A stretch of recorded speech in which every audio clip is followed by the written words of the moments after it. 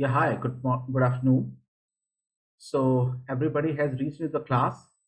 Can we start now? I hope that I am audible. Namita, Rajat, Rupam, good afternoon. Good afternoon, Umar. So today we are going to talk about a very important topic. Since we have done the basics in the agriculture part, like the irrigation, we have done fertilizer, we have done seeds, we have done. So now we'll be talking about the implementation of all these. And if we talk about the implementation or the application, then the very important aspect that comes into our mind, and that is called green revolution. Green revolution is such an important topic that if you will take the question paper of the previous year, then you will find that in 2016 they have asked, in 15 they have asked, in 13 they have asked, means the number of the frequency of the questions is very, very high. However, every time whenever the question is asked, if not every time, there's a few of the times you will see that the angle is changed. Means sometimes they are asking about the prospects, sometimes they are asking about the major constituents or the factors, sometimes they are asking about the limitations.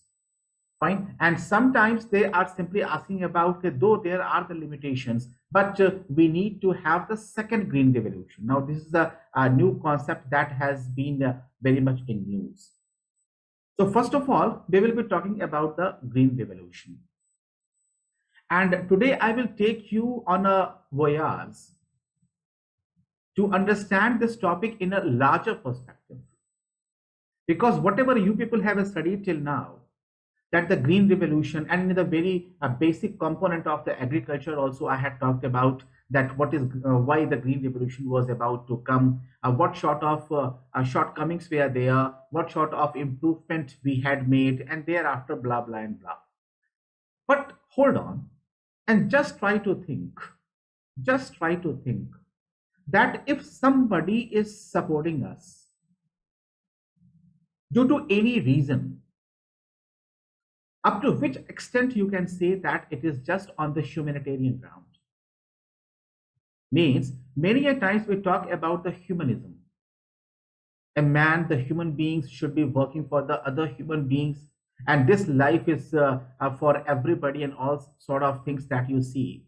Then up to which extent you can see that international affairs is guided by these kind of principles.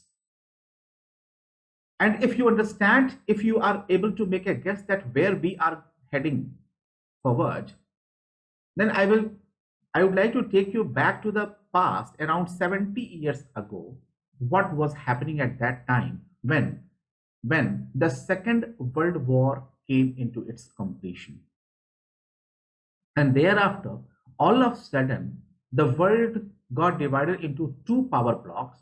One is called the US power block and other is called the USSR power block. And remember, we are talking about the Green Revolution. I'm not talking about the international affairs, but I just want to tell you that nothing in the world nowadays comes all of a sudden. Neither the corona, COVID-19, and nor the Green Revolution. You see that how this entire thing propelled up and it happened. So there the world got divided into two parts. The US power block and the USSR power block. And these power blocks were actually trying to influence the world in the name of their ideology. And the ideology was the ideology of capitalism and of socialism. But here, interestingly, we need to understand that whether the capitalism or the socialism, and I hope that you have the basic understanding of the capitalism and the socialism, then these power blocks who were leading those teams, were they trying to make the world really good by pursuing the idea of capitalism or by pursuing the idea of socialism? So once again, the answer was no. It was just a new method to influence the larger part of the world, to make the use of the resources of the other countries, to fortify their own interests, and once again to kickstart a new kind of loot that was happening in the past in the name of imperialism. When the imperialism was there, so that imperialism was actually a very direct attack. The colonial powers were coming and they were grabbing and holding a land or country and they were exploiting it. That happened during the colonial era in India when the British did, Portuguese did, in the other parts of the world the Spanish did, and it happened in many parts of the world. But now when the world had recently faced the Second World War, and now the people were expecting that the peace will come. Now all of a sudden the world is getting divided into two power blocks, USSR and the USA. Now the question was that how to influence the world. They had two choices. Number one is start attacking USA and the USSR. Means that both the countries could have attacked each other. And the second one was there that influence the other countries in the name of ideology. But you people are matured enough to understand that you cannot influence somebody only in the name of ideology for a long if something concrete you are not able to offer. How will you offer that? So number one, emotions. And the emotion will ask you to tell them that we are, means as US, as USSR, we are very sorry, we are in pain. We are unable to see the kind of devastation you countries have faced during the war. It means that you are trying to show that apathy, sorry, that sympathy, and you are trying to say that yes, you are also able to feel that grief or the pain that other countries are facing. And secondly, but this will work only for half an hour or a day. That yes, somebody is also able to understand my pain. And the second thing is there that we will offer a very good amount of money to recreate the loss, to regain the loss you people have faced. And if this offering is coming to influence the countries, especially of Europe, so it was known as Marshall Plan and Molotov Plan. The Marshall Plan was initiated by the USA to influence the countries of the Western Europe, like the United Kingdom was there, like the Ireland was there, like the Western Germany was there, France was there, Portugal was there, Spain was there, means all the countries of the Western Europe. They were offered very good amount of money for the purpose of restructuring. And this restructuring was done. This restructuring was done by making the investment of very huge amount. And if you measure the value of that investment in today's value, so it was around $130 billion. The similar sort of efforts were made by the USSR, and that is called Molotov Plan. And the countries of the Eastern Europe were given the money. And you can see, you might be knowing that the Germany was divided into two parts, the Western Germany and the Eastern Germany. The Western Germany got the investment from the USA, and the Eastern Germany got the investment from the USSR. All right. And this way the entire new story is started. And remember, this initiative of the Marshall Plan had started in 1948, 3 years after the end of the Second World War. And very soon the same thing, the Molotov and this Marshall got converted. I will not say converted, means got the another aspect, and that is called the military alliance. That is called NATO, and that is called the Warsaw Pact. NATO under the leadership of the USA and the Warsaw Pact under the leadership of the USSR. But whatever this thing was there, that was mainly in the Europe. Why it was in the Europe, I will let you know later on. But what about the other parts of the world? Then there, if you see the map of the United States of America, so just south to it, there is a country, its name is Mexico. And Mexico earlier was the colony of Spain. Nearby, there is Cuba. And since the countries, both the USA and the USSR, both were trying to increase their area of influence. So up to the Cuba, the USSR had reached. And trying to increase its presence. And the Mexico nearby was facing the problems. So very obvious choice was there available to the US to support the Mexico. Now, how they could have supported Mexico? By making some sort of investment, by making some sort of technological development, by supporting the government.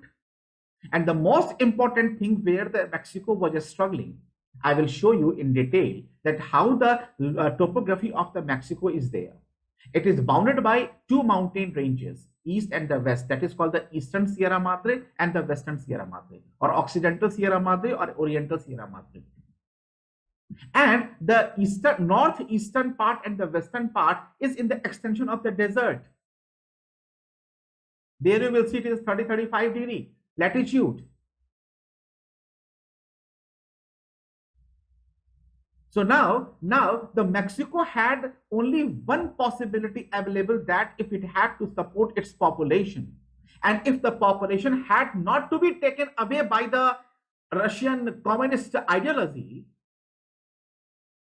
so there was only one option available to them, that they had to develop their economy on the capitalist ideological structure. And that was actually the initiative taken by United States of America. There were the two private foundations, or you can say the NGOs were there. One was the Ford Foundation, and other, the Ford Foundation was there. And this Ford Foundation, that is the same Ford Foundation you can see that is there, which is known for the automobile. And the other one that is called the Rockefeller Foundation. The Ford Foundation and the Rockefeller Foundation. And these foundations try to make the investment into the Mexico. And they led to the beginning of the finding of those seeds, those high yielding varieties, which could have given the best production if they could have made the use of irrigation facilities and the fertilizers. And this entire thing was done under the leadership of the Norman Borlaug. And this is the reason why he is known as the father of the Green Revolution. All right. And the similar thing, the other side of the Pacific, means this was happening in the Atlantic, and the other side of the Pacific, if you'll see, so there is a country, its name is Philippines. Fine. And the Philippines was also under the influence of the USA. So there, with the help of the Ford Foundation and the government of the Philippines, they also did the same thing. And they developed the high yielding variety of rice, IR8. All right. So just try to understand that. That all these good things were happening. Why? All these good things were happening because USA was doing, because just to keep the USSR and the communist and the socialist ideologies at bay.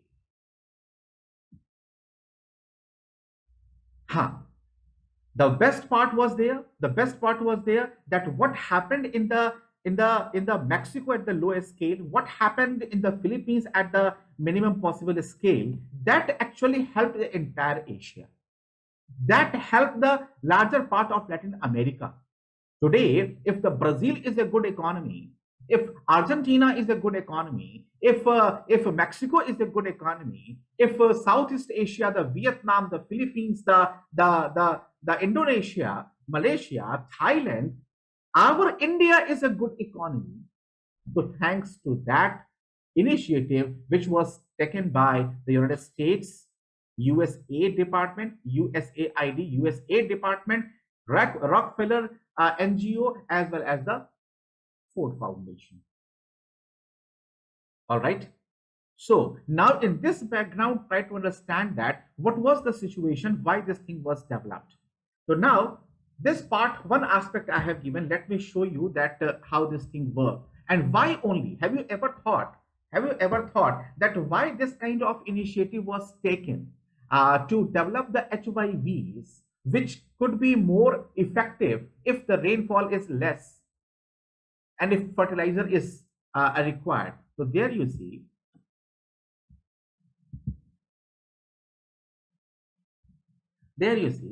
that if we are talking about the, as I said, if you see here, so this is our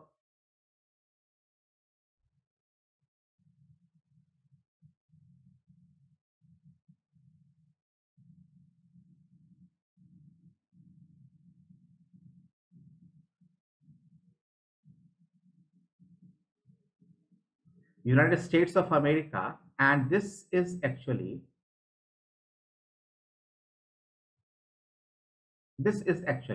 Mexico. All right, Mexico. And now in this you will find that it is surrounded by the mountain ranges, and this is called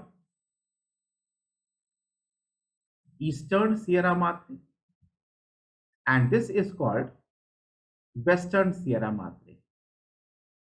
Western Sierra Madre. Now, what does it mean? What does it mean? It means that this entire region, in the central part, you will find that this is that region which is actually in the rain shadow zone.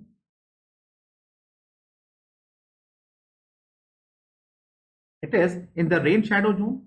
And especially if you will find here, so this is what the extension of the desert of the North America. All right. So if it is the desert condition or semi-desert condition, so there you will find that the rainfall is always less. Rainfall is always less. It means that this Mexico had the two choices, or right now you say the USA had the two choices. Either they could have developed the dryland farming technique,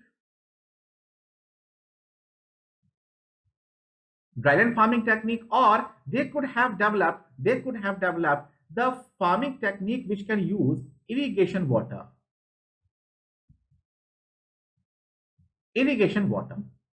If the irrigation water, if we talk, it means that since there is no rain, it means they were supposed to develop the canals. They were supposed used to develop the tanks. Remember, this part is actually a plateau part. Fine. Rainfall is already less. So this is the reason why there was the least possibility of the well and tube well. All right. So the canal was possible and the tank was possible. Now, if they are developing this kind of activity, then in this case, as I said, that in 1960s, only, what happened? They developed the wheat. Remember that wheat is actually a grass. And as I have said while talking about the high yielding varieties, so wheat grass is there. So there the modification was done, and the modification was done in the sense that the height of the stem was reduced.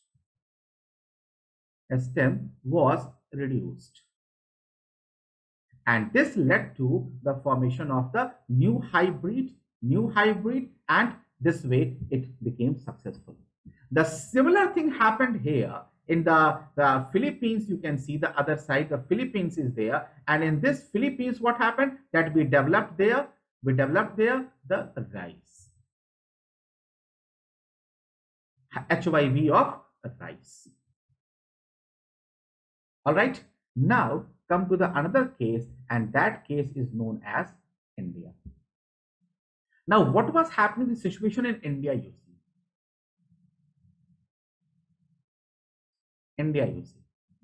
In India, the situation was very much difficult. Why? Because since India had a poor relationship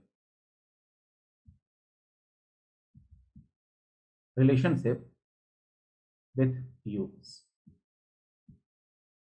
All right. Why? There were various factors, and you will get to know in your international relations classes. But few of them I want to tell you that India had never supported any of the power bloc. Fine. India didn't support any power bloc.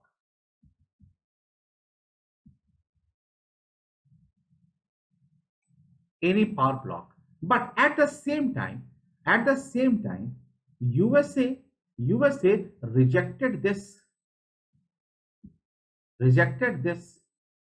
neutrality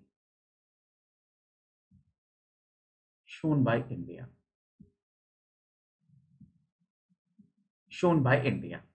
Then India recognized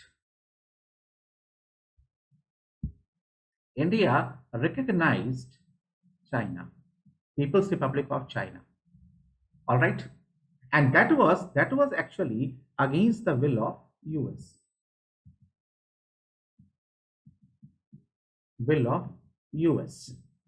All right. Thereafter, the number of things you can see that India was little tilted towards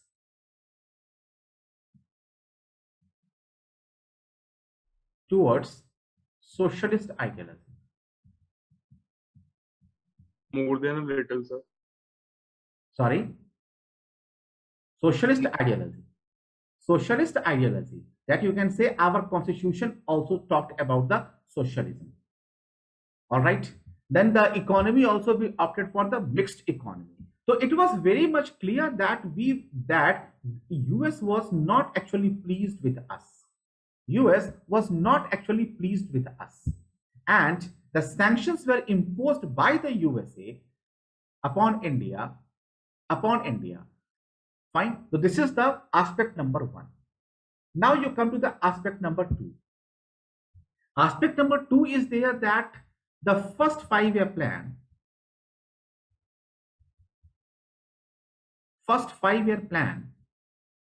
was dedicated to agriculture. And in this, emphasis was given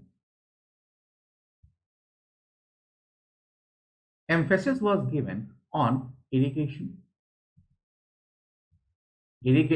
And there we had discussed basically this aspect and its limitation in the CADP, Command Area Development Program. And there I had shown you that what sort of limitations were there in the irrigation also. But however, now this 5-year plan was successful only on paper. And this was the reason why during the second 5-year plan, when the drought years started, it exposed our agriculture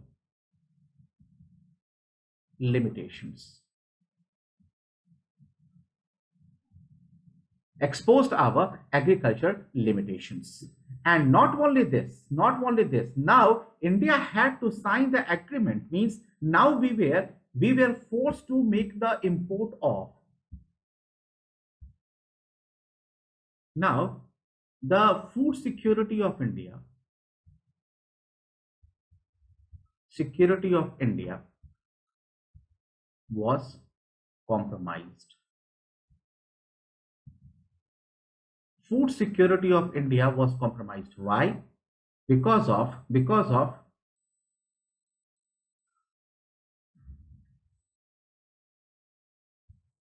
increase in population that had almost doubled.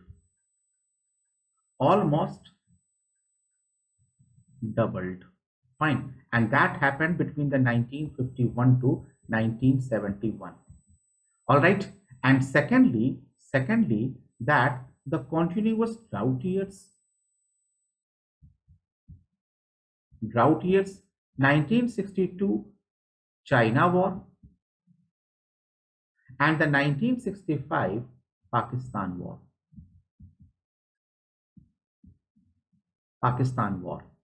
Before that, before this war, when the drought year started, then India signed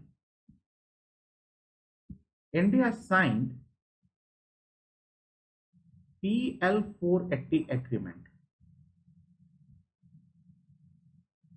agreement with USA to make the import of wheat and rice. All right. So you can understand that what sort of problem we were facing. Now in this case, if suppose we are making the import of the wheat and the rice, then for how long we could have continued with this? For how long? Because for the 10 years almost this situation continued. For 10 years almost. And in 1962, once again, when the India-China war was there, remember, in the Indian economy part, we understand that the realization of the failure of the first 5-year plan we had during the second 5-year plan only. And we wanted to turn back, we wanted to go back and re-emphasize on the agricultural activity, but it could not be possible because of that international scenario. War after war. It is said that the Indian army was unable to get the access of the food during the 1962 war. This was the situation. And now in this background, you see when the India was just struggling, then the Pakistan attacked. You can understand the situation, the gravity of the situation, my dears, that the Prime Minister of India, Lal Bahadur Shastri, asked the people of India to observe at least 1 day fast in a week. 1 day fast. And before asking and requesting this thing to the people of India, the Lal Bahadur Shastri and his entire family, a daughter, a son, and the wife, they had observed the fast. You can imagine. Now we were once again standing at the crossroad. Either we could have accepted what the other countries were offering to us. United States of America and the USSR, they were asking to us to just join their power block, and once again they were ready to give us all sort of assistance and the support, and all the problems could have resolved the way Pakistan did. But India maintained its firmness that we will do. And at that time, you know, the very famous slogan was given by the Lal Bahadur Shastri ji, our former Prime Minister, Jai Jawan, Jai Kisan. Because if any help is coming to you, then definitely it is for a time being, for a short period. And there is nothing like free lunch in the world. If somebody is supporting you today, even on the humanitarian grounds, it is not going to be there for a long. Definitely, he will be asking for its price, and that price might be huge. That happened in the case of our neighbor Pakistan. You can see that even till date, in 70 years of independence, both the countries have enjoyed. Where are we and where are they? Even the Bangladesh, which is around, you can say, the 24, 25 years younger, performing well than the Pakistan. However, Bangladesh is performing better on many of the developmental indexes than that of India also. And that is the big achievement, and the Sheikh Hasina Wajid, madam, deserve all sort of praise. So there you see that this kind of thing happened.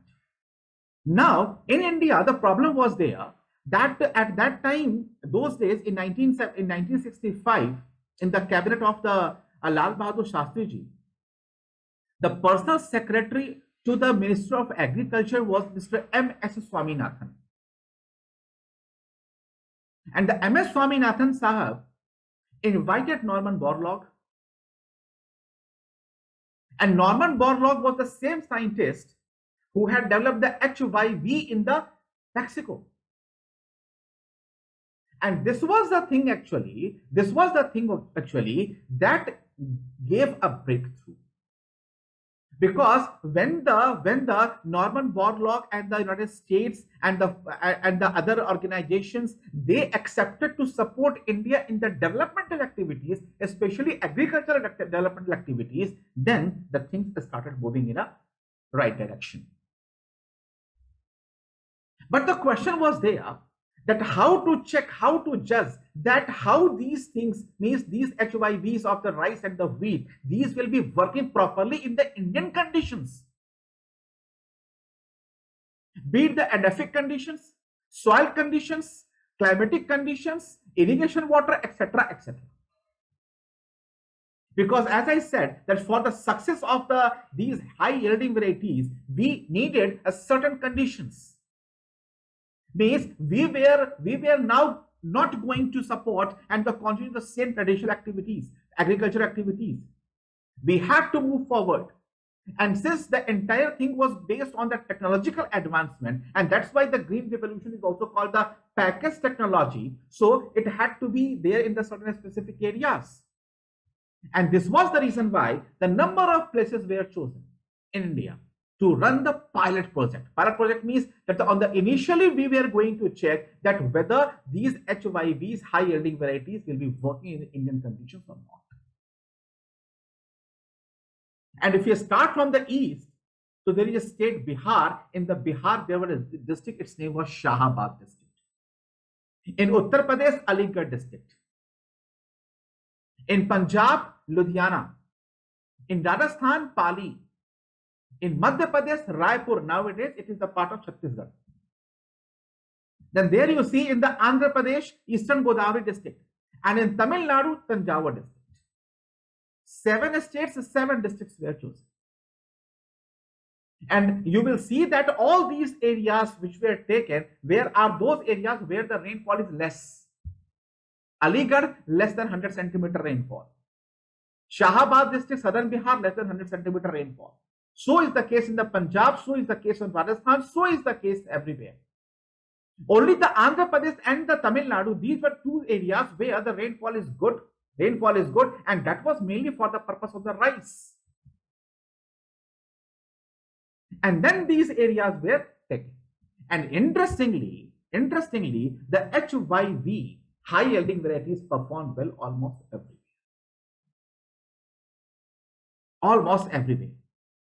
Then in India, now the question was that where to give the emphasis, where the performance was the best. The best performance came from 2 regions. Number 1 was the Punjab-Haryana belt, and the Andhra Pradesh belt, especially the Eastern Godavari region. And in these 2 areas, maximum irrigation facilities were already developed. Say the canal irrigation was there, well and tube well was available, fine. And the agricultural, means the farmers were also very much enthusiastic and courageous to take all sort of risks. You know that India has been a country of farmers, country of agriculture, by virtue of tradition, by virtue of culture.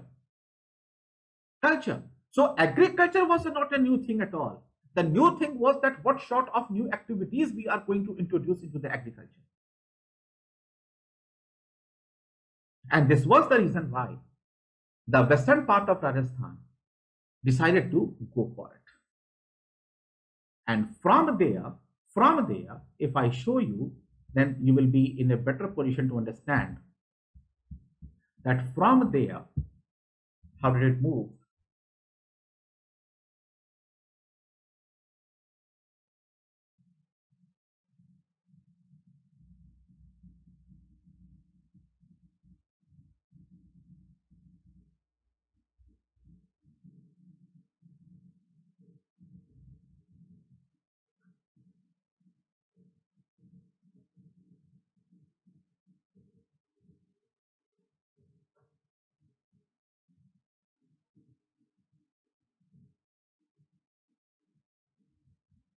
And here, this was the reason from where the first use of this thing.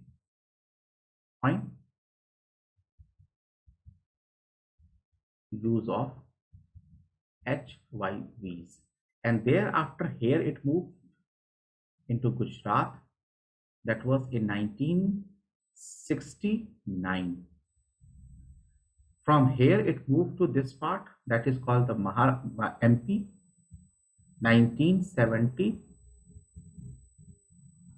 From here, it moved 1971. So this was actually the epicenter from where the entire activities started. Fine. And thereafter, what happened? What happened that the Green Revolution, that is called the package technology. I'll once again speak about it. Started in the 1966-67. Fine. And in this case, you know, that India was struggling for its food security.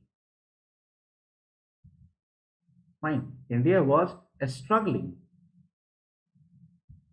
for its food security, and by 1974, India was a self-dependent.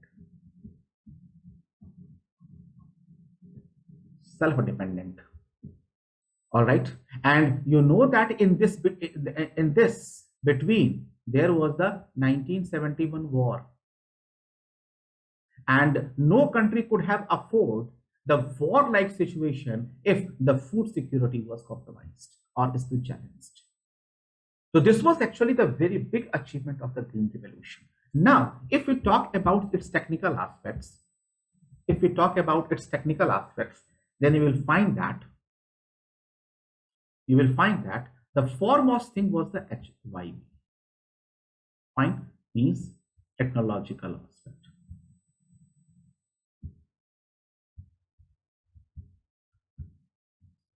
The foremost thing was the HYV. And the HYV was there of especially of the wheat that was taken from Mexico, and rice, which was taken from International Rice Research Institute, Philippines.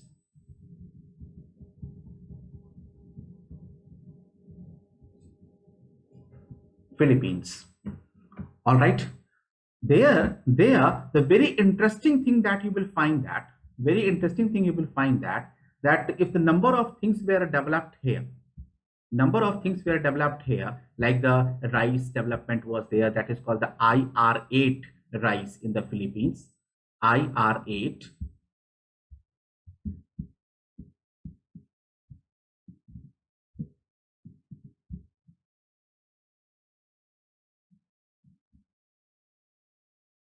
IR8 rice was there, that was developed, and thereafter you'll see that number of other Indian organizations also started working into this regard, and now various other, you can say, the indigenous seeds have been developed, but this is what the basically it did.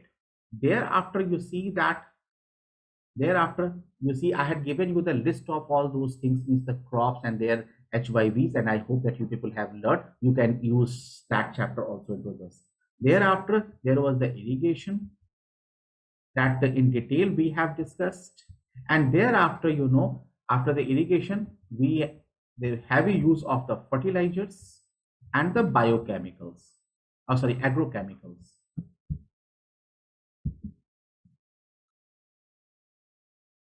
Agrochemicals means like the pesticides, insecticides, herbicides and all. So these were extensively used, and this made the Indian agriculture self-dependent into the food grain. Now the question was that if all these things were happening, that was there any other thing that we can say that which was not good, then the answer is yes. As the certain indications I had given you in the previous class, you will find that when this new type of agriculture was used, the very foremost thing you can say that it was a capital intensive agriculture. Capital intensive agriculture means, as per the tradition, the farmers used to preserve certain amount of the grain to use it as the seed in the future. Now a farmer had to buy those HYV, high yielding varieties, even though these were subsidized and helped by the government. The financial institutions were also there. But as you know, the system suggests that our experience suggests that the financial institutions also help to those people basically who are capable enough.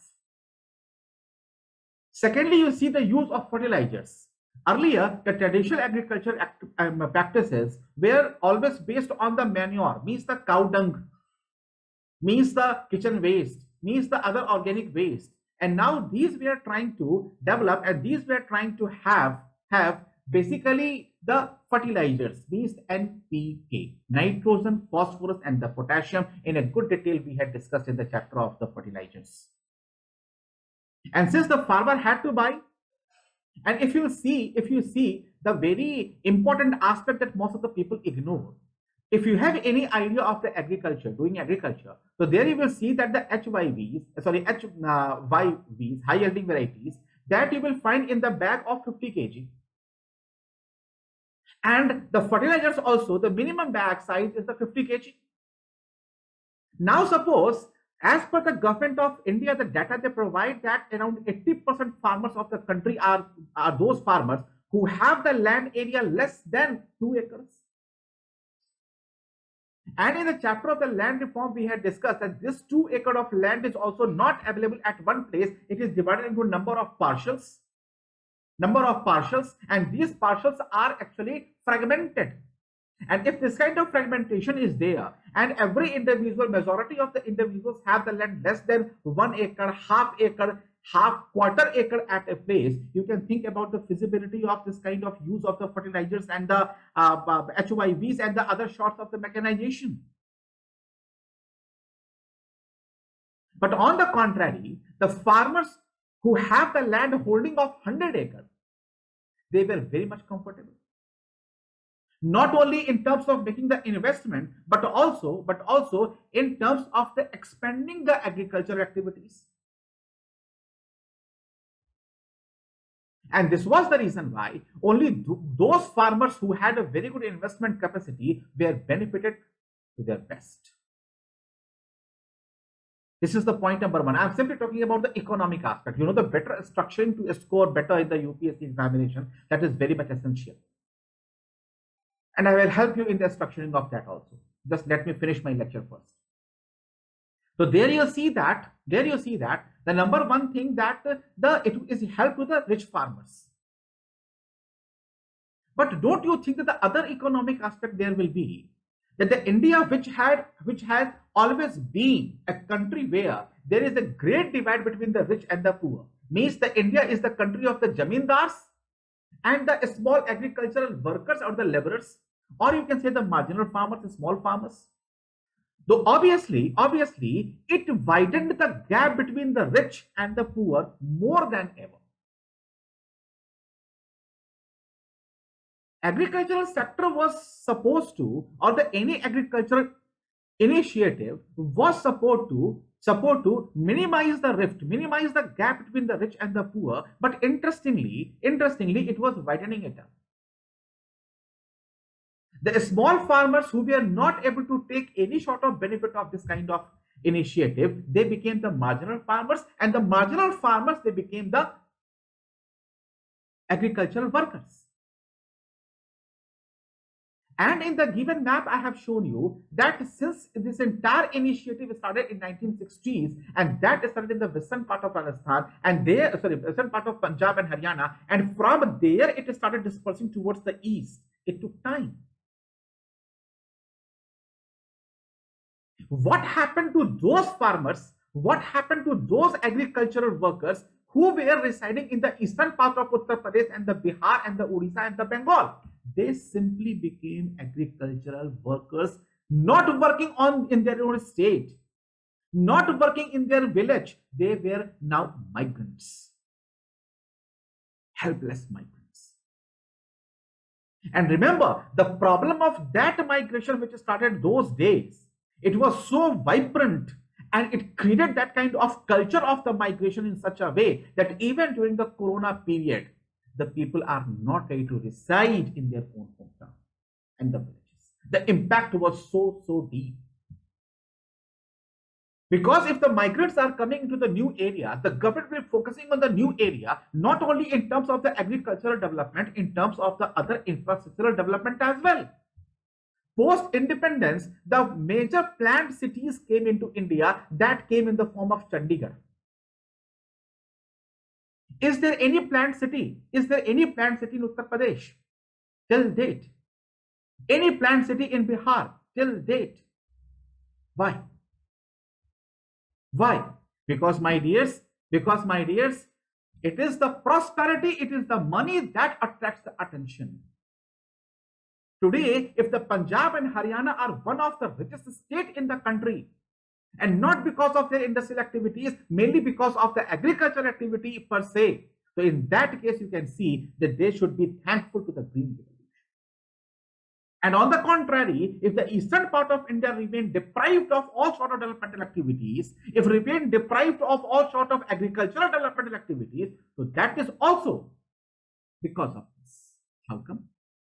How come? Where was the harm? Why this kind of developmental activities couldn't be there in the eastern part? Because of the governmental apathy. The all sort of initiatives were taken in the past to develop the Green Revolution, because India was facing the crisis. And since that crisis was resolved only by these 2 or 3 states, the problem of India got resolved. We changed our priority. We changed our priority. If the major agricultural activities, if you will see that these were there till 1975, thereafter what happened? There was a state of emergency in India. Thereafter, Morarji Desai government. Thereafter, the Chaudhry Charan Singh government. Once again, Indira Gandhi government. A rise of terrorism in Punjab. And thereafter, Rajiv Gandhi, computer revolution. Thereafter, the financial crisis, another sort of emphasis, other sort of priorities. Where the agriculture is, sir? Where is agriculture? So this is called the economic aspect. But at the same time, it did certain good things also in the terms of economic aspect. The good thing was there that since the agricultural surplus was there, and since India was able to create that kind of sufficient agricultural food, it means that what the foreign reserve India was spending to make the import of the food grain, that reduced. And now India was in a position to make the use of that foreign reserve into some other areas. Secondly, this agricultural surplus also helped in developing and establishing agro-based industries. And that especially you will see in the Punjab, in Haryana, in the Uttar Pradesh, number of agro-based industries are there. But once again, these agro-based industries are being run, operated, and the profit-making industries, these are once again only and only by the rich people. Only and only by the rich people. So this is the economic aspect. In the pure environmental aspect, if you will see, environmental or ecological aspect, if you will see, the biggest problem this Green Revolution created, that was actually in the form of deterioration in the soil quality. Soil quality. If you can recall my class of the fertilizer, no need to revise, no need to repeat, that there I have said that the overuse of the fertilizers, overuse of the irrigation water deteriorated the quality of the soil in such a way that number of areas now the farmers are facing the problem of diminishing results. Means the more investment is required to get the equal amount of return. You can imagine why? Because the fertility has reduced. The very good example from the soil chapter you can take that the soil in the Punjab, soil in the Haryana part, soil in the part of the Uttar Pradesh is called Reh and Kallar because of the increased amount of salinity. Salinity. And why it had happened? Why it has happened? That you will find that it happened because of, and especially in the areas here, you can see the northern part.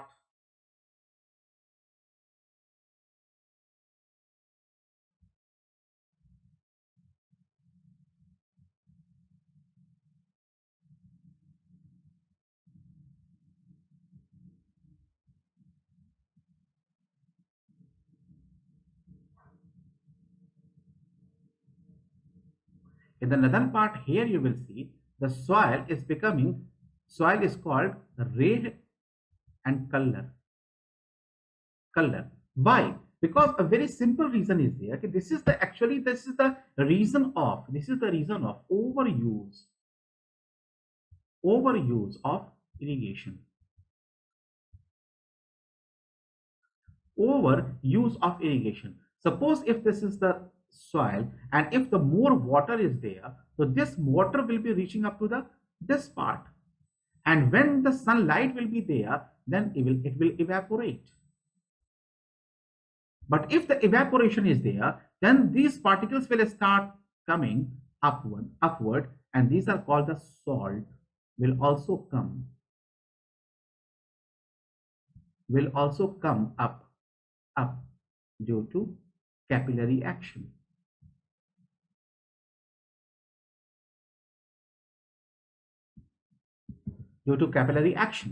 Now what happened that in the entire region you will find that the salinity has drastically increased. And if the salinity is high here, then obviously the fertility will be very, very, very, very low.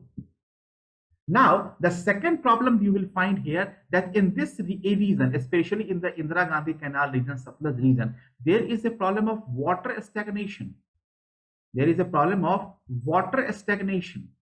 And this water stagnation has also made the soil infertile. All right, then you can see that the overuse of the nitrogenous fertilizers, here that has also created the other problems, like the problem of eutrophication we had discussed, and the problem of nitrogen rich groundwater. And this is what I had said the reason behind the cancer. This is what the reason behind the blue baby syndrome.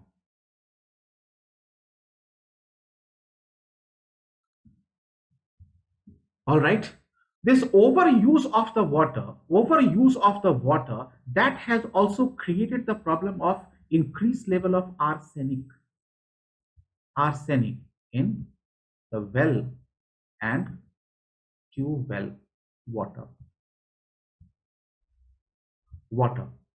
Besides this, you will see that there is the new thing that it had increased, and that is called the monocropping pattern. Monocropping pattern means now it becomes vulnerable to pest insect attack, then soil loses its fertility.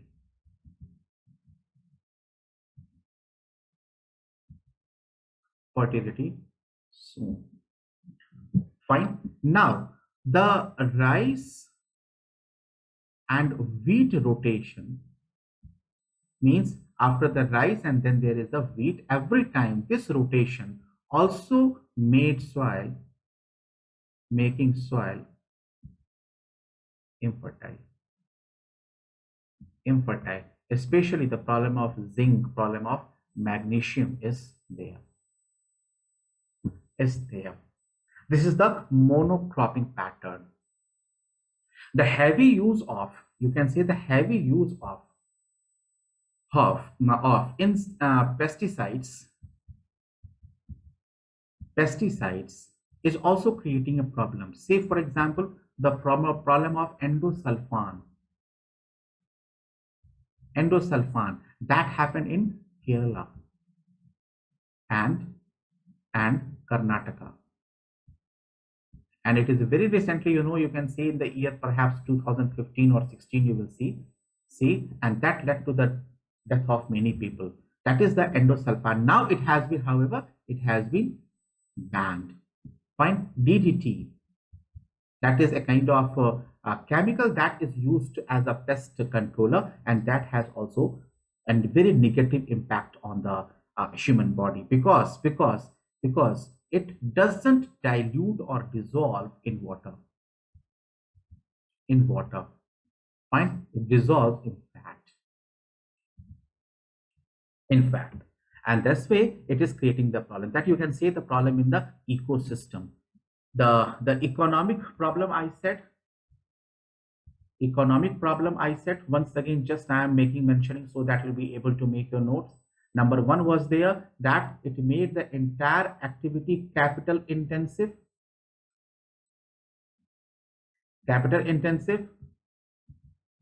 widened gap between rich and the poor. Number three was there that it also did some, means it is the negative aspect. It is the negative aspect. Some positive aspect was also there, and that you can say the agro-based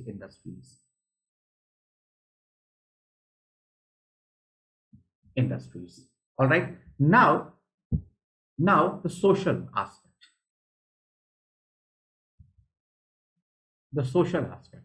If we talk about the social aspect, then we need to talk about the various things.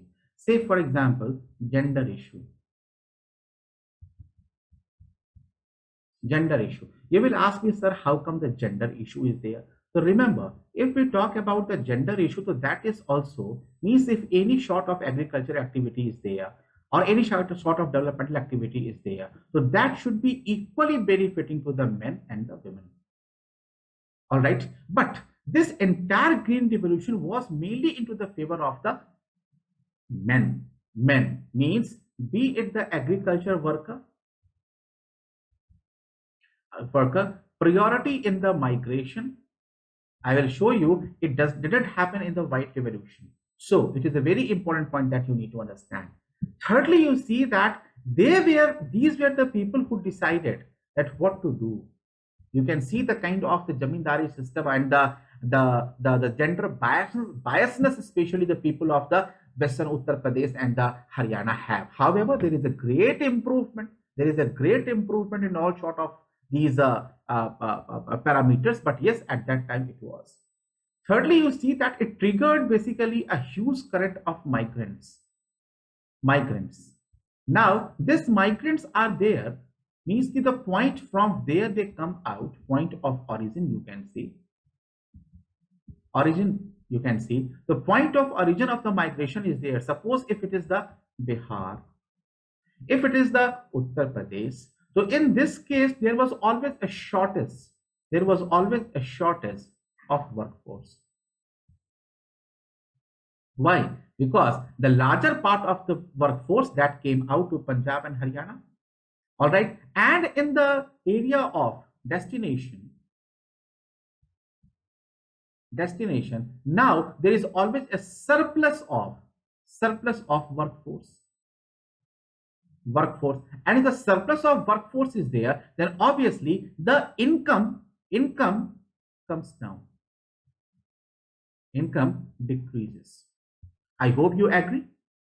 All right. Similarly, you will see that what about the local people? Now, from here you can see how the social, and it will create a sort of social unrest.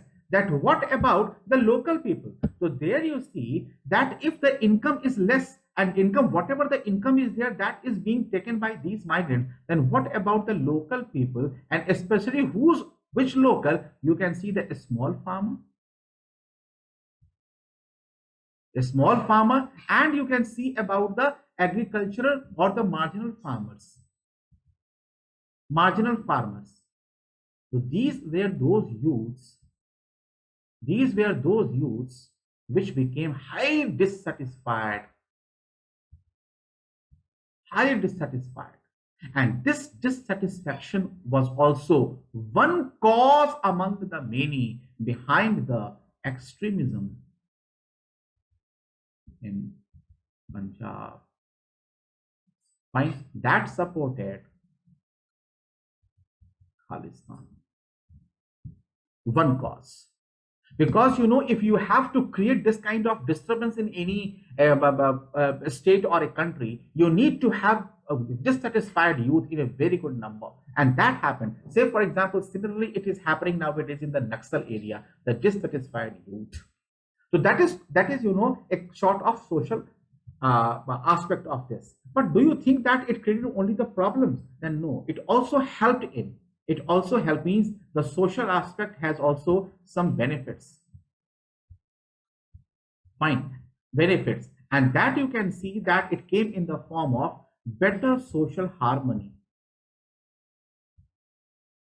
Better social harmony. Say for example, rise in Punjab and Haryana,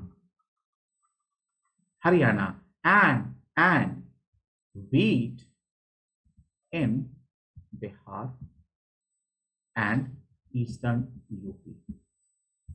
A good example, just to take that, how it was a social mixing helped in this kind of. Better you see that it also helped in increase in per capita income, not only of Punjab, per capita income, not only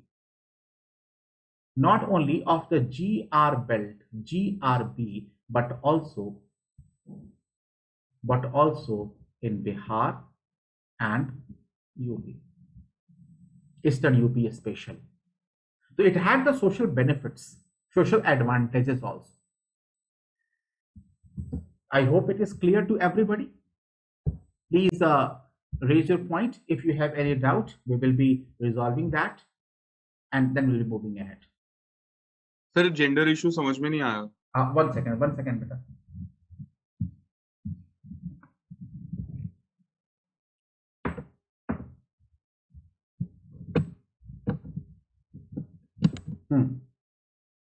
sir gender का क्या impact था?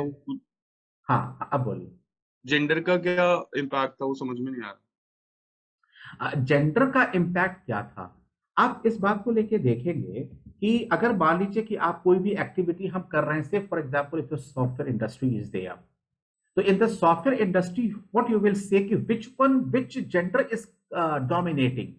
So obviously the answer is the male gender is dominating even the software industry. Administration, then the gender, male gender is there, that is dominating. But that is just a matter of time, and that is also by virtue of the tradition we have been pursuing till date. All right. Otherwise, there is no bar as such. The Constitution of India doesn't say that in the administration there is a reserve category for the male candidate. No, there is a reserve category for the female candidate. And beyond that, if 1,000 out of 1,000 only girls are selected, not even a single boy, the government will not say no to it. So is the case in the software industry. So is the case in the research. So is the case of any of the field if you take. But what happened in the Green Revolution, what happened in the agricultural sector, that since it was highly physical activity oriented thing, And since it was attracting the mostly the population or the workforce from the distant areas, so remember that if the long distance migration has to be done for any reason, then that is mostly dominated by the male population in developing countries. Fine, because if the employer has to give the equal amount of money, just to say 200 rupees per day, then to who you would like to hire, the male or the female? Then obviously the male if the work is physical work. All right, if it has to be mental, if it has to be the job nature is there that the brain has to be used, then there is no bar. But if the physical activity is dominantly has to be done, so in that case it will be the male.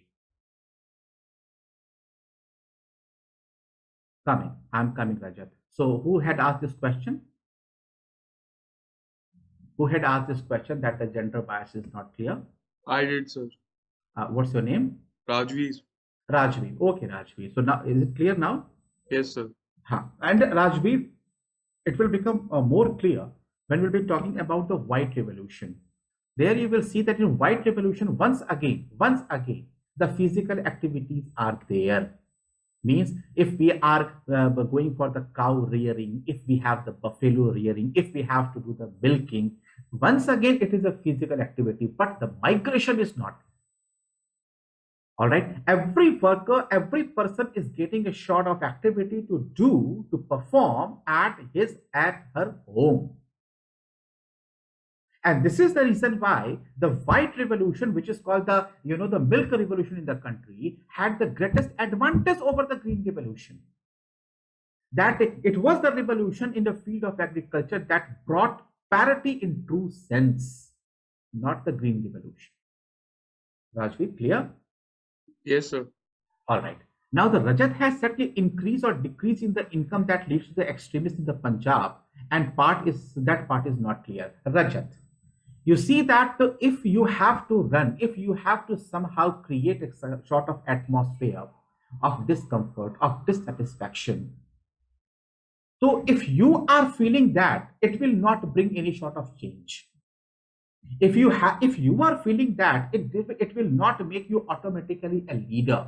There must be a very good number of people who are also agreeing with your idea. Now, who will come and agree to your idea, which is asking people to make sort of sacrifices? Then, of course, those people will ready to make all sort of sacrifices who have nothing to make the sacrifice. All right, who have nothing to make. Suppose if you are living a good quality of life, if you have a very good earning, and I'm saying you are running a very good business, and I'm asking you tomorrow we have to go and we have to make a very good protest for Jantar and Mantar, then you will not come to me. You will not come to me. You will not come to Jantar Mantar to make that kind of protest. Why? Unless until that protest is going to help you. All right. But suppose if there is a huge dissatisfied youth who have no job in hand, they have no earning, they are not the part of the developmental activities, and because since they are not earning hands, this is the reason why the society is also not giving them any sort of recognition in general. So they are simply sitting and waiting for this kind of opportunity, because if there is a failure, even though it is because of you, but if there is a failure, you are always looking for a person to whom you can blame for it. And the system is the easiest thing to be blamed. So now this green revolution, because of various regions I spoke about, it had attracted the migrants from the various parts. So if the outsiders are coming, then what the insiders, what the localites will do? See, for example, what happened in Maharashtra. The people from the Uttar Pradesh and Bihar, the same tendency, the people came and started working on as the street vendors. If somebody is cleaning the car, somebody is selling the groceries on the road and all. So what about the uneducated, unemployed youth of Maharashtra? Where will they go? The case of Delhi High Court, you will see the Delhi High Court, when the people had approached to the Delhi High Court by saying that Delhi police is asking the street vendors to stop their shop in the Connaught Place. And that is their fundamental right because they are the citizen of India. So Delhi High Court has said, yes, you are citizen of India, but it doesn't give you the permission or the authority to open the grocery shop and this kind of thela shop in Chandni Chowk or in the Connaught Place. You should ask to your government, then why are they not able to provide even this kind of minimum economic activities? Because Delhi has its own problems. Even the Delhiites, everybody is not highly qualified and everybody is not going to become a collector or engineer or doctor. So what will they do? If you will become the auto wala, if you will become a rickshaw wala, if you will become a street vendor, if you have the grocery shop, you are coming from outside and doing this, then what about the local people? So will it not create that feeling of Jai Maharashtra and Jai Delhi? The similar thing was created in Punjab. That it is the entire, the system which is against to them. And of course, it was propelled by, it was this kind of atmosphere was created by the Pakistan, because the neighboring country is always looking for this kind of opportunity to somehow affect your interests. And that happened. But personally, if you ask me, I don't blame to Pakistan even. Why nobody can create this kind of feeling in my mind, in your mind, and why these people were affected, then obviously the reason is that they were also dissatisfied due to various reasons. And if my citizen is not happy with me, then of course, as a state, I'm supposed to think about it. All right. So this was the reason why I said that the increase and the decrease in the income. कि जो have nots होते हैं ना रजत, जो गरीब आदमी होता है ना, तो हमारे यहाँ आप देखोगे एक बहुत ही एक कहावत है कि गरीब आदमी हर किसी के बाप का नौकर होता है ना, उसको कोई वैल्यू दे ही नहीं रहा है. और ये गरीब आदमी, I had said earlier also, कि ये गरीब आदमी is not there in one state, he is there in every state. If one poor of one state is taking the job of the other poor of other state, so what that person will do who cannot move elsewhere? If the equal, see, this is never a case in Bangalore. This is never a case in those areas in New York, in Australia, in New Zealand. However, there are also now the Australia has also made a very strict law. Why? Because there the people who are coming and working, they are highly skilled. So they are giving you a sort of competition that yes, you should also be skilled enough. And they are also helping in their economy in a greater extent. लेकिन अब अगर मान लो कि कोई Australian यहाँ पर चला आए, अब वो आके बोले कि एक धोबी की दुकान खोल लो, बोले कल से मैं आपका कपड़ा प्रेस करूंगा, तो आप उस ऑस्ट्रेलियन को किस नजर से देखोगे? That is a very big problem. That was a big problem. और अगर मान लो कि ये नंबर बहुत ज्यादा हो, क्योंकि माइग्रेंट्स जो होते हैं ना, और खासकर जो लो स्किल्ड माइग्रेंट्स होते हैं, they are not never in a position to make a bargain. Whatever they are being given, they are ready to accept. And if the number is increasing gradually, so obviously the people from the migrant workers from the Uttar Pradesh and Bihar were ready to work at the lowest cost. So obviously it created a sort of discomfort among the people of the Punjab and Haryana. All right. Anybody else? Namita is saying social harmony point not clear. Social harmony, Namita, you can say that it created social harmony in the sense that, Namita, you will find that the people of, you come from Rajasthan, so I will take the example from Rajasthan only. Don't you think that the people of Rajasthan, in general, if you say, then the people of Jaipur are more liberal than that of the rural area or the village area of a particular part of the Rajasthan. Why is it so? The reason is the frequency of the interaction. For so many days I am here and interacting with you people. You people never asked me that, sir, you come from which place? Why? Because even I never asked. I'm simply making a guess since most of you are from the Rajasthan or the Punjab or the Haryana, Madhya Pradesh, fine. Because this is what the catchment area of the Rouse Jaipur. So obviously, I'm not going to ask, you are not asking me, but suppose if somebody is, even you are, Rajat Poddar is going to some rural area of Rajasthan. So people might be asking कि कहाँ से हो, क्या करते हो, क्यों आए हो यहाँ पे? Why do they bother? Because they have the minimal interaction with the outsiders. But even Rajasthan, Jaipur is not as liberal as the Bangalore is. Because in Bangalore, my neighbor is a Madrasi. My other neighbor is from Gujarat. So what happens that there is a very beautiful culture. In my society, number of people they are from the Germany, from France, they are coming and interacting. And that's why, in the school also, number of languages are there. German is there, French is there, English though obviously is there. And most of the kids are there, they speak Kannada, Tamil, Telugu, or Hindi. And no matter from where they are coming, they simply learn by virtue of the interaction. So obviously now there we are creating a younger generation, a good generation, and more liberal generation. Now these people, these boys will never be fighting against each other in the name of the language, in the name of religion, in the name of caste. Because if in my society there is a very good number, good number of Christians, even a single family is there, then obviously we will be celebrating the Christmas, the society as a whole, as a family. The Ramjan, the Eid is coming, every house will be making that sevai, and they will be sharing with each other. Because the shehri is neither Hindu nor Muslim. Fine. Sweets are neither Hindu nor Muslim. Baisakhi is there, it is for everybody. So whatever has happened in the past, now we are moving in a better and more liberal way. My son will be a better liberal, more educated child than me.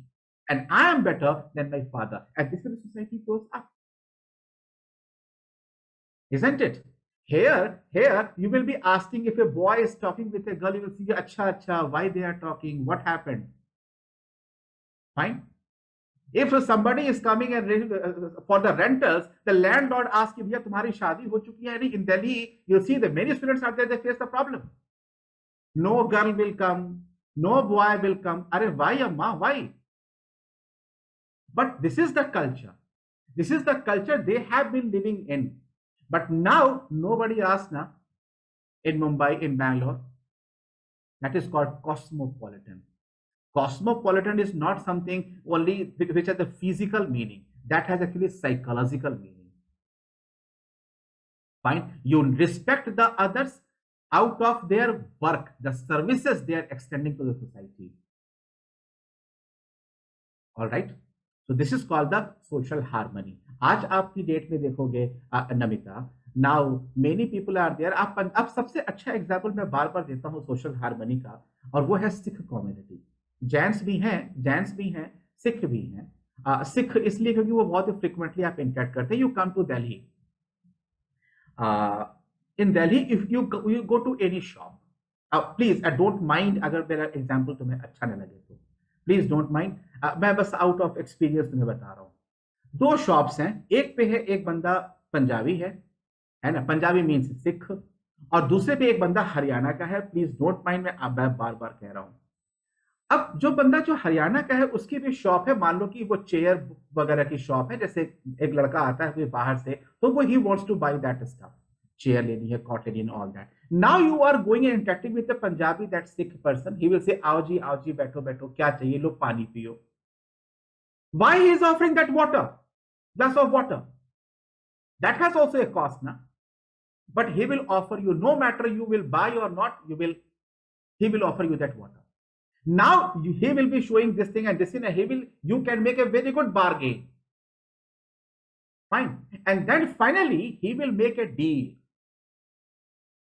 And if somehow he couldn't at that time, then he will leave that impression that whenever you are in a mood to buy, sometimes you also go for just to have a look at the things, then he will leave that imprint in your mind that yes, whenever you have to buy, you will go back and say, Chacha ji, I want that. All right. On the contrary, you come to somebody who comes from Haryana, इतनी कीमत है, लेना है तो ले वरना निकल। अब what will you do? आप बताओ मुझे, what will you do? Even though he is asking for 50 rupees less, you will say कि I will pay 50 rupees more, but I will not take. This is the reason behind the difference in the rate of development in Punjab and Haryana. Are you getting my point? People say that wherever the zamindari system is there, gender parity is not good. But this is the very best example to understand that the Punjab and Haryana both have that zamindari system. But the Punjab is far ahead in terms of the parity than the Haryana. Now, these girls like the Tina Dabi and the other, they are changing that scene. And of course, I appreciate that. That should be. But this is called, the social harmony, that more interaction, more liberal a society becomes. Is it clear, Namita? All right. All right. Now you can note down few important points apart from the study material that we have provided to you. That the merits of the Green Revolution, first of all, the components of the Green Revolution.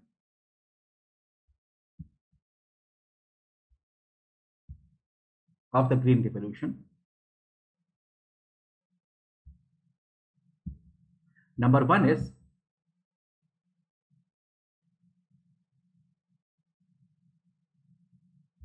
high yielding varieties.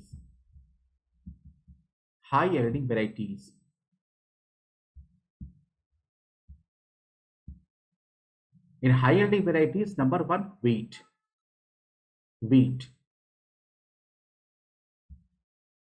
The dwarf variety of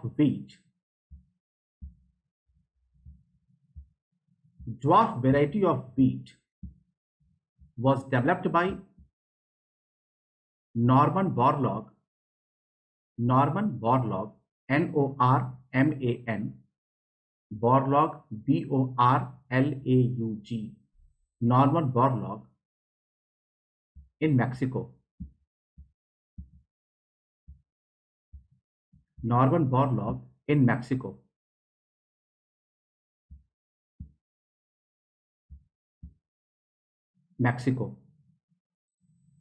And it was taken to India.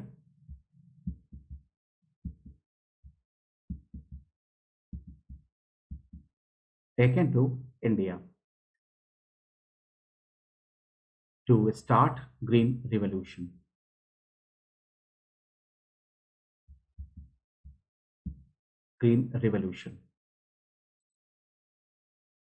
Number two, rice.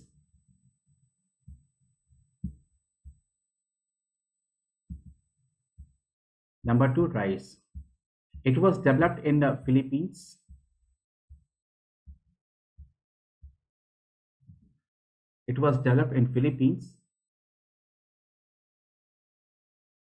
As IR8.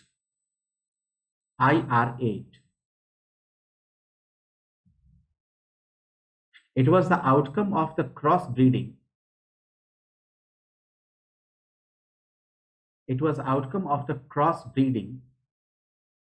Of two rice varieties. Number one,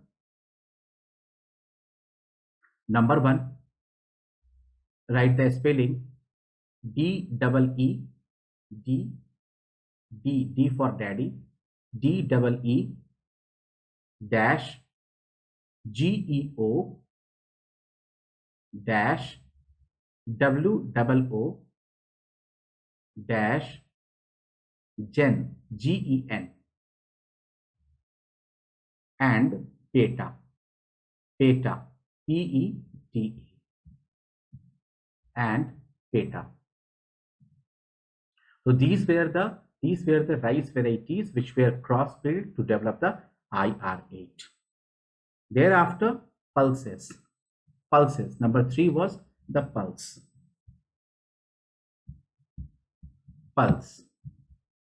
And because of this revolutionary introduction, because of this revolutionary action, the cropping pattern of India,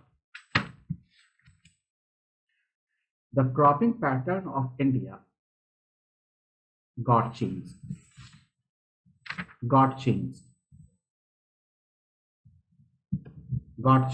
And that you can see through this. Number one, rice in 1950-51 and in 2014-15, it was 30.8 million tons. 30.8 million tons, whereas here it was 104 million tons. Number two is there wheat. Wheat was 9.7 million tons, and that increased to 90 million tons. And number three was there, that is pulses, and the pulses were 12.5 million tons, and that increased to 17 million tons. All right, now the total cereals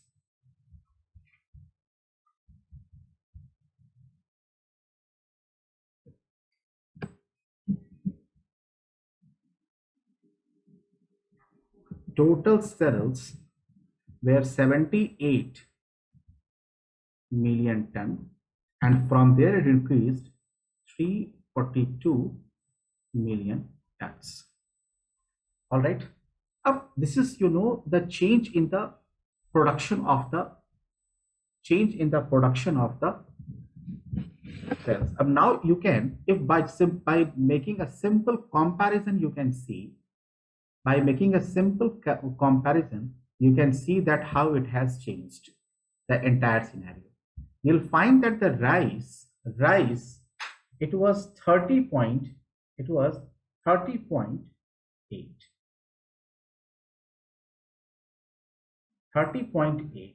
and this, it means you can see it is 4 times almost. Fine, even not 4 times, it should be just take 3 times. 3 times, whereas here you can see almost 10 times. All right, and here you can see only you can say that the 50% increase is there. All right, can you see that the wheat is actually the biggest beneficiary? Wheat is the biggest beneficiary. Now we can ask that why, and I will answer that. Why? The very simple reason is there. That if you'll see in India,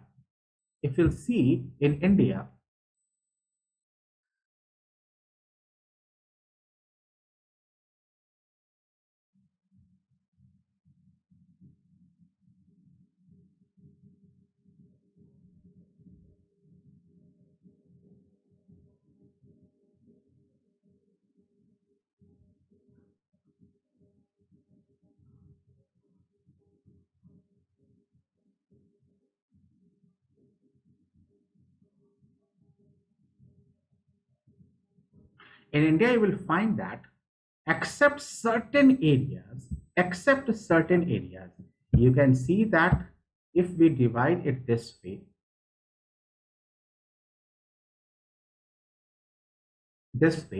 so this is that area where the rainfall is more than 100 centimeter or 150 centimeter. All right, and that is actually suitable for rice. and here also you can take this part. Remaining this area is there, and there the rainfall is less than 100 centimeter. All right. So obviously there you see that if we discussed about the second aspect also, and there I said that if the HYV had to be used, then for that it wanted controlled supply of water.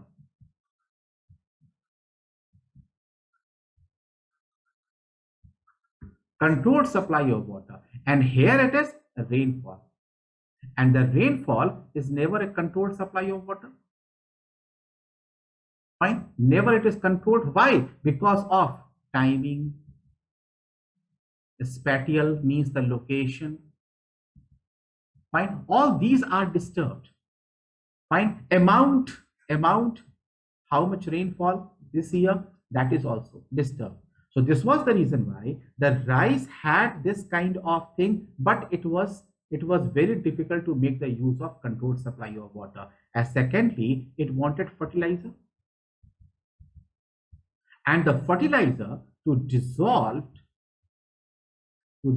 fertilizer, you need once again controlled supply of water. You cannot depend upon this, because either water is less. If the water is less, then the plant will die, or secondly the water is more, so the plant will the fertilizer will easily wash out. All right, so this was the reason why there you will see that the wheat had the maximum scope to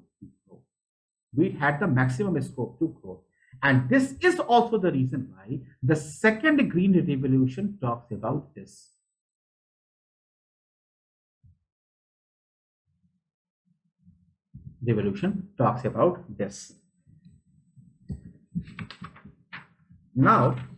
Now, besides this, you will find that because of this kind of cropping pattern, because of this kind of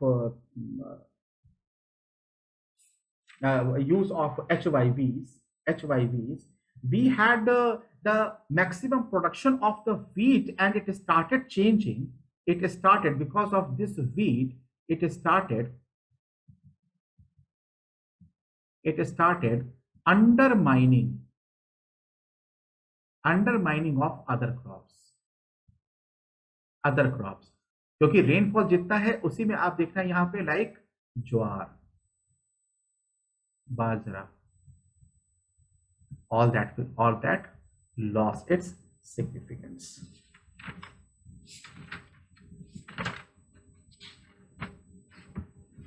All right, so this is what you can see this one. Now the technical aspect is this one, and now the other aspect in the technical, you can talk about the irrigation and the fertilizer. That in detail we have discussed.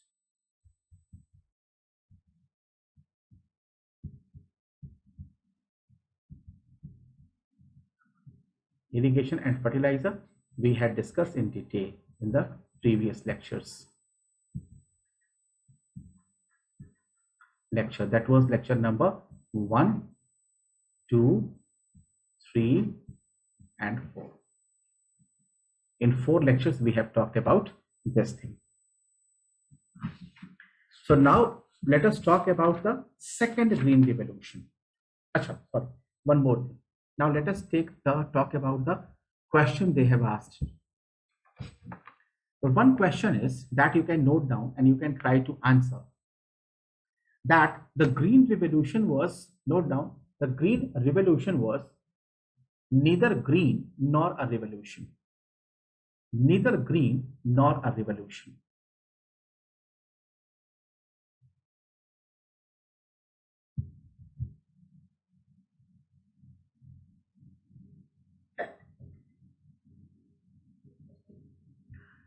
Green revolution is neither green nor a revolution. If I ask you to answer, is there anybody who can answer?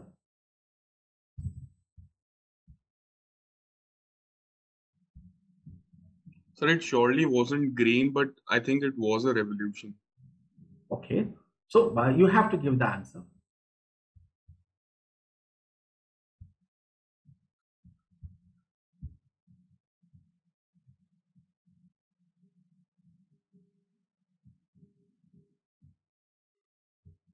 So neither green nor a revolution. If I ask you that what is the meaning of green, then what will you say? Neither green nor a revolution. So obviously whenever such a question is there, then remember that they are not asking about the literal meaning. Fine. They are obviously talking about the inherent meaning. Then don't you think that if something is green, it means that it needs to be sustainable. Sustainable. And now you can understand that the number of limitations we have talked about. Fine. Number of limitations we have talked about. That simply suggests that, that the green revolution belt, which had the surplus production, in the future they will be facing the problem of food security. And this happened because of this. All right. So green means this sustainability, and we will be talking about this in detail. That answer has to be there. The sustainability, if you will see, the sustainability means what? That the sustainability is there in terms of ecosystem. And in ecosystem, we can talk about soil. We can talk about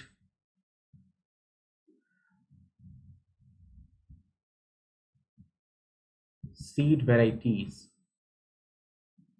We can talk about water, and in this water, surface and the groundwater. All right, we can talk about the health of what? Of both the humans and the cattle and all.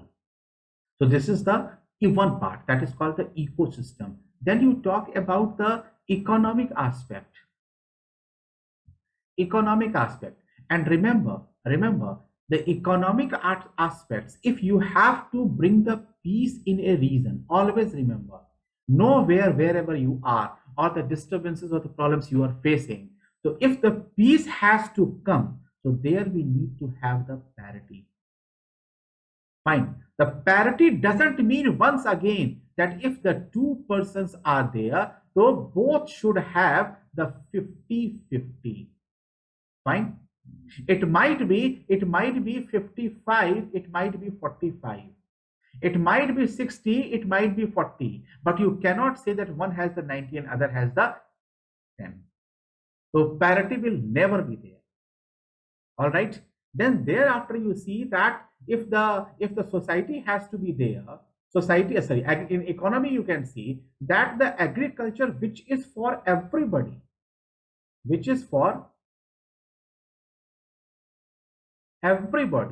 cannot remain their economic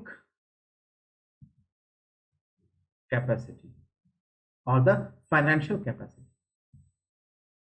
All right. If somebody can afford the seeds, somebody cannot. Somebody can afford fertilizer, somebody cannot. Because once again, it will create a rift. Now, besides this, you can talk about the other aspect also, and that is called social. That is called social. And the social means, once again, there must be a gender parity.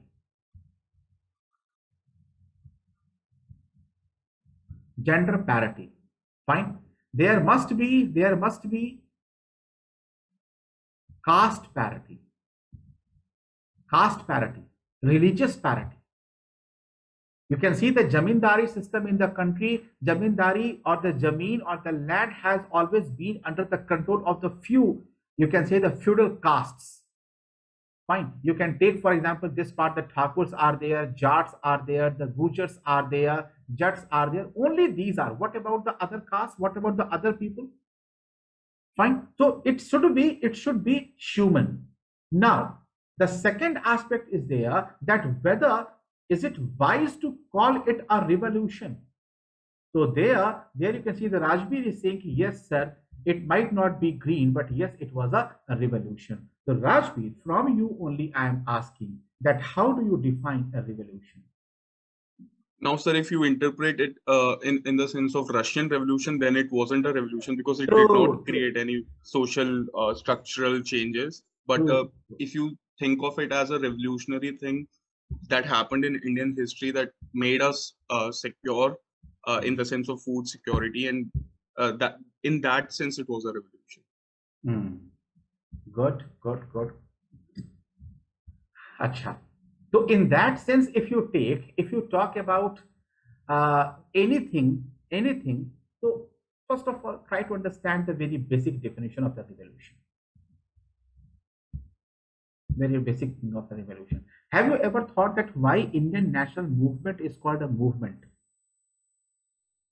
And the Russian movement was, Russian revolution was there because the revolution means there should be, number one, total change. Fine. Then it should be sudden,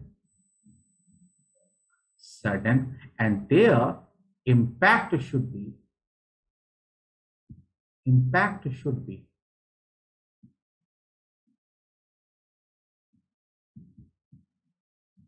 everlasting. Fine. So there you see that did it bring a total change? So answer is yes. Answer is yes. Why? Because the change was in physical terms, and the change was there in psychological terms. Fine. Means you can say in simple words, I will say that the agriculture was no more a traditional activity or subsistensive activity. Fine. It was more a modern economic activity.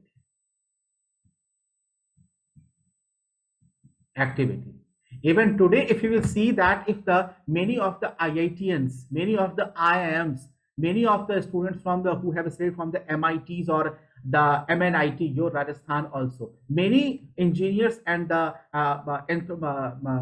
management students are there. Now they are opting for the agriculture. Fine, they are opting for the agriculture. The people were earning, the package of 1 crore.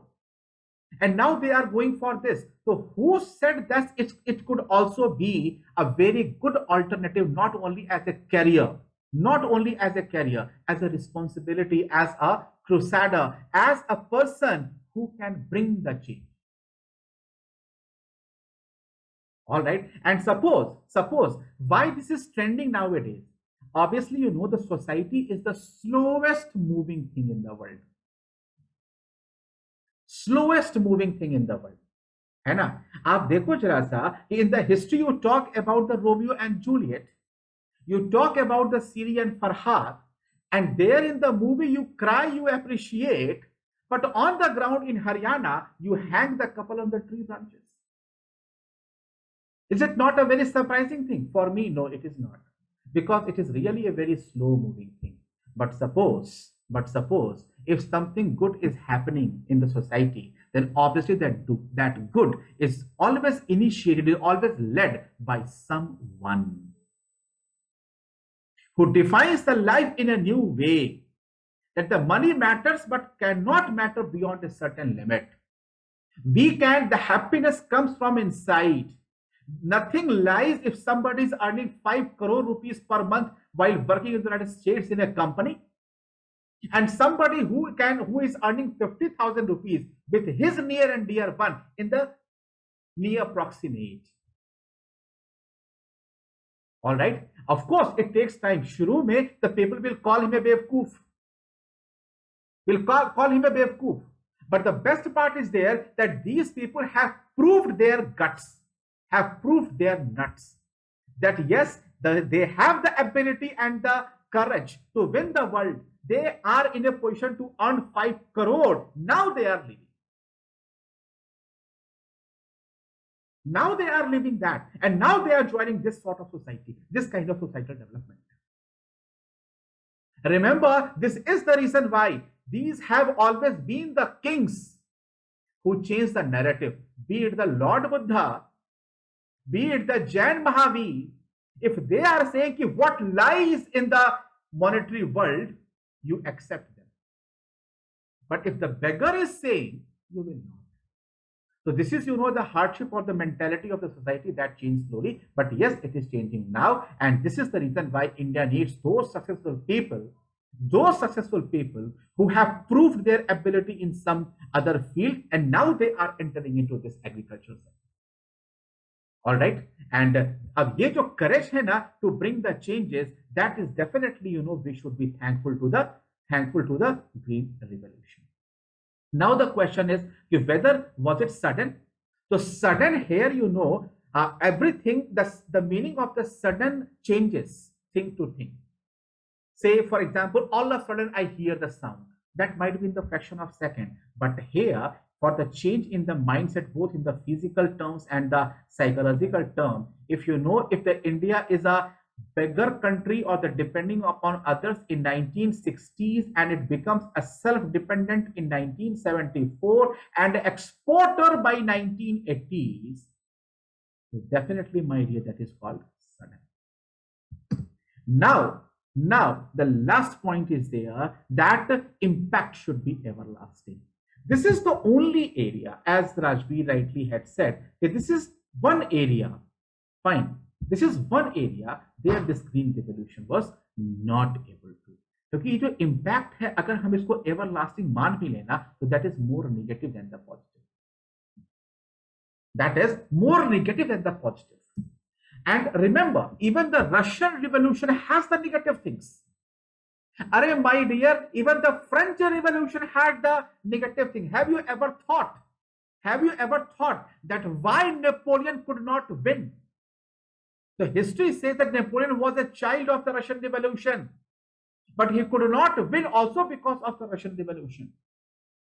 Why in the latter stage, British got the control over everything. The US got the control over things, but the French could not, because it was also the reason, it was also the one important thing was the Russian Revolution. Do you know the philosophy of Lord Buddha and the philosophy of the Mahavir? That had also great impact, that why India could not retain that superiority what it had during the Magadha Empire,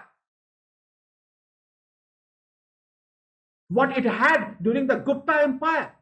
Because whenever you are coming and reaching up to such a top, when you are in a position to rule the world, the ideology and the philosophy that you should pursue to have the control over the world, that should be of the brute might.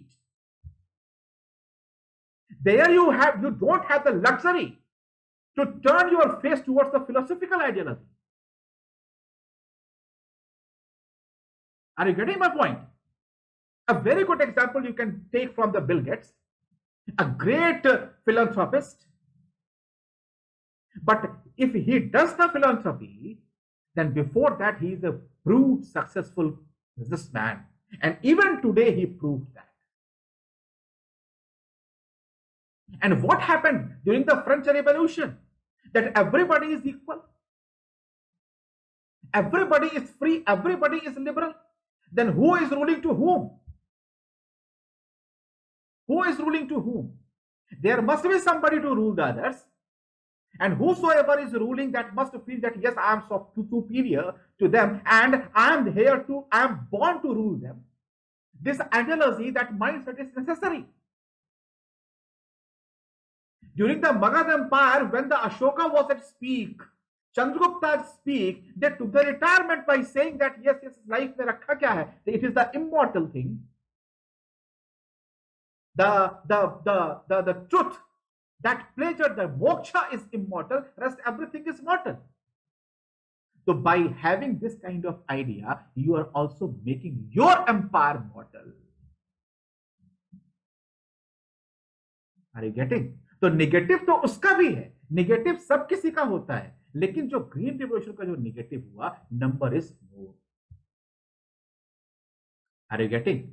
So there is an old saying that in search of diamonds, sorry, in search of gold, we lost a diamond. Sorry. है ना? So in that case, you see that what actually we were trying to have, we were trying to have a sustainable thing. But unfortunately, to have this success, we compromised on many things. And today, India is facing another sort of problem: the ecological problem, the social problem, the economic problem, and all. This is the reason why it was not a revolution up to a great extent. But yes, as Rajveer has said and nicely said, that we cannot deny the significance of the Green Revolution only on the basis of certain limitations it had. It had. Remember, if tomorrow you become successful IAS officer after getting selected, fine. So it doesn't mean that you are becoming that IAS only by yourself, your effort, your hard work. The contribution is there of that school master also, a school teacher also, who helped you to learn A, B, C, D. If you are saying that she was not capable enough to make me IAS, it means that she was not capable enough to make me a good human being. All right? Everything, even the Mount Everest should be thankful to that dust particle which has helped in making of its entire structure. And Green Revolution had played a very important role in making us self-dependent. If today we are comfortably sitting here in our air-conditioned room and we are talking about its positive and the negatives, so that is also because of the Green Revolution. All right? And yes, the remedy of a day becomes problem of tomorrow. That is also a universal fact. So as a human being, now we are thinking about a green revolution. And remember, the other question they have asked, and that is very much similar to this, in spite of, listen to me, in spite of various negative impact of green revolution, there is a demand for the new green revolution. Elaborate. You can imagine. Fine. Yes, it had played a very important role, and this is the reason why now we need to have the second one. In second one, what actually are we supposed to do? So in second one, we will not be going for that intensive use of fertilizers. The agriculture should not remain only on the rich class. The agriculture should also take care of the environmental deterioration that the fertilizer and the overuse of the water does. And it should also not be crop specific. The one important blame to the green revolution is that it has been crop specific, only wheat. I gave you the data also. That is the reason why I gave the data that 10 times almost shift was there, 51 to this one, and that happened because of the green revolution. Wheat is of course an important crop, but we cannot undermine the significance of jowar, of bajra, of ragi, of rice.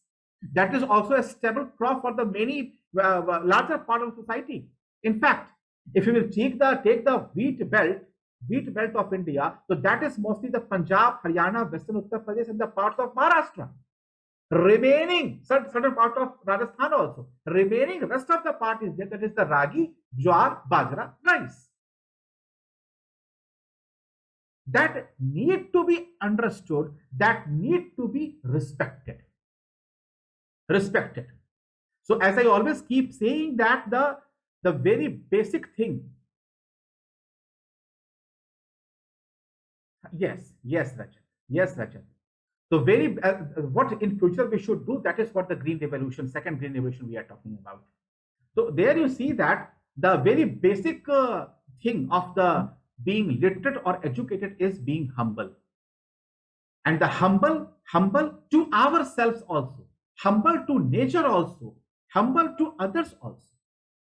And this humbleness suggests and this humbleness shows that we need to respect the all sort of crops, whichever naturally grown in the country. All right, somebody goes for jowar, somebody goes for ragi, somebody goes for, and if all the crops are supported, all the crops, I just want to give you one small example. If you have heard about the soya bean, so there in Mexico, the apart from the wheat, the another crop that got the maximum prominence, that was the soya bean. And because of this soya bean, the Mexico, Brazil, and Argentina, they emerged a huge economy, especially in the cattle. Because if you eat, a lot of protein is in the soya bean, so that increases the fat, and more the fat, it means the more meat you have. So the Brazil is the largest exporter of wheat of soya bean, followed by Mexico. You can see, nobody knew about the soya bean earlier, but now if it is there and the situation is aligned, then why not to have that? Similar thing we can do with the jowar, we can bajra and the rice. All right, and that is also to respect India as India, because India cannot become a country which has one crop. All right, many a times we become very nationalist by saying one nation, one election, one thinking, one food. To some extent it is good, fine, but we need to respect the diversity. We need to respect the diversity, because in the diverse country, diverse sort of food is there, and every food crop, every food grain should be given the equal amount of weightage. And that is the main objective of the second Green Revolution. I hope it is clear to everybody. You enjoyed? So I think that Rajat Poddar, did you get the answer? All right. So this topic is done. Tomorrow we will be moving with the next topic. Namita ji, yes, please. Sir, actually, I wanted to ask certain things. Sir, what should be our approach to read economic geography? I'm not getting how to read it, consolidate it.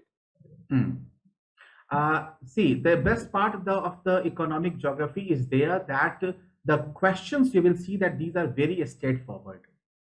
Fine, but the number of questions from the human geography, from the economic geography, from the physical geography, since the 5 questions are asked in general studies, so it is very difficult to ask the question, to raise the question, what question is important. This is the reason why you can opt for the formula what I am opting with you people. Fine, if it is visible, fine. So this is what the question paper I have taken, that is of the geography optional mains examination. Okay. Fine. Because you know that what the questions they are asking, there is no difference in the general studies and the optional, because the word limit remains almost same there. So here what happens that I get the maximum number of questions at a place. Okay.